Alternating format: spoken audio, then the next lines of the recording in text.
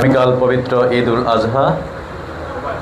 সারা দেশের ন্যায় ঢাকা মহানগরীতে যথাযথ ভাব গাম্ভীর্য ও ধর্মীয় উদ্দীপনার মধ্য দিয়ে পবিত্র হবে উদযাপিত হবে পবিত্র ঈদ উল আজহা। ঢাকা মহানগরীর প্রধান জামাত এবং জাতীয় জামাত অনুষ্ঠিত হবে জাতীয় ঈদগাহ ময়দানে সকাল 7টায়। মহামান্য রাষ্ট্রপতি, মন্ত্রিপরিষদের সদস্যবর্গ, কূটনৈতিক কোরের সদস্যবৃন্দ এবং বিশিষ্ট ব্যক্তিবর্গ এই জাতীয় ঈদগাহে নামাজ পড়বেন। এটি ছাড়া আমাদের জাতীয় মসজিদ বাইতুল মোকাররমেও আলাদা আলাদা 5টি জামাতের ব্যবস্থা করা হয়েছে। যদি আবহাওয়া অনুকূলে না থাকে তাহলে এই জামাতটিও বাইতুল মোকাররমে শিফট হওয়ার সম্ভাবনা রয়েছে। ঢাকা মহানগরীতে এই জামাত সহ সকল জামাতের জন্য নিরাপত্তা ব্যবস্থা গ্রহণ করা হয়েছে। এখানে যেহেতু মহামান্য রাষ্ট্রপতি নামাজ পড়বেন এবং অন্যান্য বিশিষ্ট ব্যক্তিবর্গ থাকবেন, কূটনৈতিক কোরের সদস্যবর্গ থাকবেন, সেজন্য এখানে বিশেষ ব্যবস্থা গ্রহণ করা হয়েছে। জাতীয় ঈদগাহ ময়দানের যে জামাত সেটির নিরাপত্তার জন্য 5 স্তরের নিরাপত্তা বলয় তৈরি করা হয়েছে। এছাড়া ট্রাফিক ব্যবস্থাপনার জন্য 4টি আলাদা আলাদা পার্কিংয়ের ব্যবস্থা করা হয়েছে। কিছু কিছু জায়গায় রাস্তায় ডাইভারশন দেওয়া হয়েছে। আমাদের সাধারণ uniform police patrolling, checkpost, drone patrolling, cyber patrolling, CCTV camera ইত্যাদি বিভিন্নভাবে নিরাপত্তা নিশ্চিত করা হবে। এটি ছাড়া আমাদের সহায়তায় র্যাবের সদস্যবর্গ থাকবে এবং শহরের বিভিন্ন জায়গায়ও র্যাবের পেট্রোল থাকবে।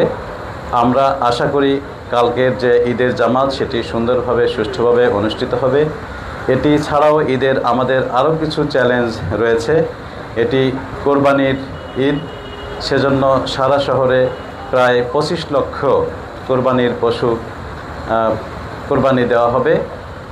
সেক্ষেত্রে 2 সিটি কর্পোরেশনের পক্ষ থেকে যে ব্যবস্থাপনা রাখা হয়েছে, আমি নগরবাসীর প্রতি বিনীত অনুরোধ জানাচ্ছি সেই নিয়মকানুন মেনে কোরবানির দেওয়া এবং সেটির যে বর্জ্য সেটি অপসারণে সিটি কর্পোরেশনকে সহায়তা করা, পুলিশকে সহায়তা করা।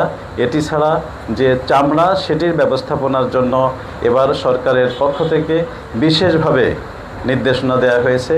পুলিশ এবং সিটি কর্পোরেশন যৌথভাবে সেখানে কাজ করবে, কোনোভাবে যাতে চামড়া পাচার হতে না পারে।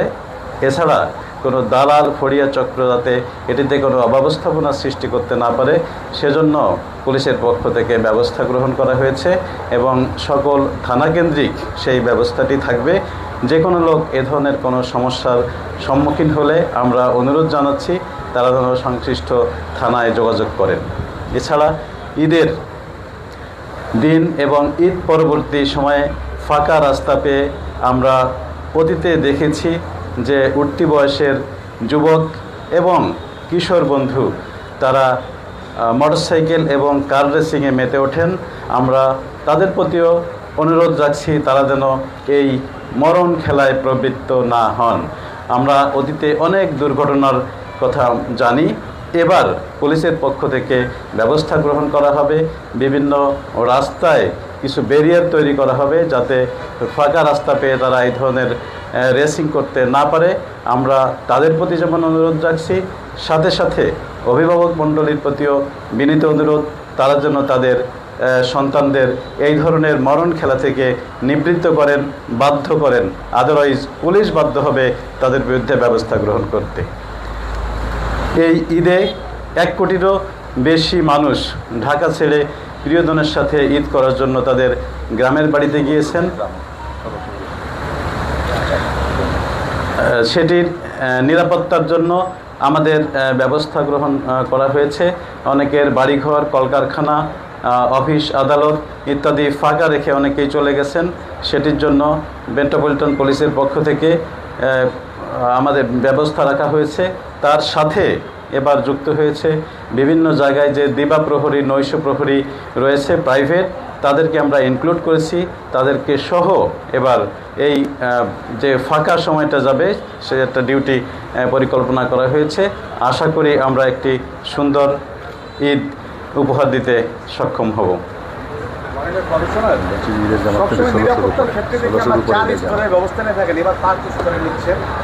কেন বাড়ানো হয়েছে সেটা আরেকটা বিষয় হচ্ছে, আপনারা সবসময় যারা মুসলিম নামাজে আসেন জায় নামাজ ব্যতীত অন্য সব জিনিসপত্রের ক্ষেত্রে একটা নিষেধাজ্ঞা থাকে, এবার কেন থাকছে না? অবশ্যই এবার অবশ্যই এই জামাত সহ সকল জামাতেই নগরবাসীর প্রতি, যারা মুসল্লি নামাজ পড়তে আসবেন তাদের প্রতি বিনীত অনুরোধ, আপনারা কোনো দাহ্য বস্তু, বিস্ফোরক জাতীয় বস্তু, ধারালো কোনো বস্তু নিয়ে ঈদের মাঠে জামাতে আসবেন না। আমার একটা প্রশ্ন আছে, চামড়া ট্রান্সপোর্টসের একটা সিদ্ধান্ত আছে যে 7 দিন ঢাকার বাইরের চামড়া ঢাকার ভিতরে আসার না আনতে দেওয়ার একটা সিদ্ধান্ত আছে। এই বিষয়ে ডিএমপি কি সিদ্ধান্ত নেবে বা কি পদক্ষেপ নেবে? আমরা জানি যে বাংলাদেশের চামড়া প্রসেসিং এলাকা পুরোটাই ঢাকায় এবং ঢাকা জেলার সাভার থানার হিমায়তপুরে। তো সরকার থেকে জাতীয়ভাবে নির্দেশনা দেওয়া হয়েছে ঢাকা কেন্দ্রিক যে চামড়াগুলো, সেই চামড়াগুলো সরাসরি সেখানে যাবে এবং বাইরের থেকে যে চামড়াগুলো সেটি 7 দিন পরে এখানে আসবে, যাতে কোনোভাবে চামড়া নষ্ট না হয় এবং প্রক্রিয়াজাত এটি যাতে সহজ হয়, সেই কাজ যাতে সুন্দরভাবে সম্পন্ন করা যায় ঢাকা মেট্রোপলিটন পুলিশের পক্ষ থেকে সে ব্যাপারে সর্বাত্মক সহযোগিতা করা হবে। মাননীয় কমিশনার, আরেকটি প্রশ্ন, আপনি বলেছিলেন বেশ কয়েকদিন আগে যে এক কেজির গরু অন্য হাটে যদি নেওয়া হয় সেই ক্ষেত্রে আপনারা ব্যবস্থা গ্রহণ করবেন। এবার কি এমন কোনো ঘটনা ঘটেছে বা আপনাদের কাছে এমন কোনো তথ্য এসেছে এবং কী ব্যবস্থা গ্রহণ করবেন? আমাদের কাছে 2-1টি তথ্য এসেছে, যে কটি তথ্য এসেছে প্রত্যেকটাই আমরা ব্যবস্থা গ্রহণ করেছি, তাদেরকে অ্যারেস্ট করেছি, তাদের বিরুদ্ধে মামলা নিয়েছি এবং তাদেরকে কোর্টে চালান দিয়েছি। আমি আশা করি যে পরবর্তীতে ওই ধরনের কাজ যারা করবেন তারা এটিতে সতর্ক হবেন এবং ভবিষ্যতে এই কাজ থেকে তারা নিবৃত্ত থাকবেন। প্রথম প্রশ্নটা, 4 স্তরের পার্টি স্টোরটা কেন? অনেক ধন্যবাদ। আমরা নিরাপত্তা ব্যবস্থা যতদূর বেশি নেওয়া সম্ভব হয় আমরা সেটি নেওয়ার চেষ্টা করি। এবার আমাদের যেহেতু ড্রোনটা অতিরিক্ত আমাদের কাছে এসেছে এবং বাইরেও আমরা বেশি নিরাপত্তা ব্যবস্থা রেখেছি, এটি আমরা সব ধরনের চ্যালেঞ্জ মাথায় রেখে আমরা নিরাপত্তা ব্যবস্থা গ্রহণ করে থাকি। সেজন্য আমরা সবসময় সর্বাত্মক এবং সবচেয়ে বেশি ব্যবস্থা যেটা নেওয়া সম্ভব হয় সেটি করে থাকি এবং এবারও সেটি করেছি। জঙ্গি সংগঠনের কোনো থ্রেট আছে? না, এ ধরনের কোনো থ্রেট, সুনির্দিষ্ট কোনো থ্রেট নেই। তো আমি যেটি বলেছি যে আমরা সব কিছু মাথায় রেখেই আমাদের নিরাপত্তা পরিকল্পনা সাজিয়ে থাকি এবং এবারও সেটাই হয়েছে। বলছি সব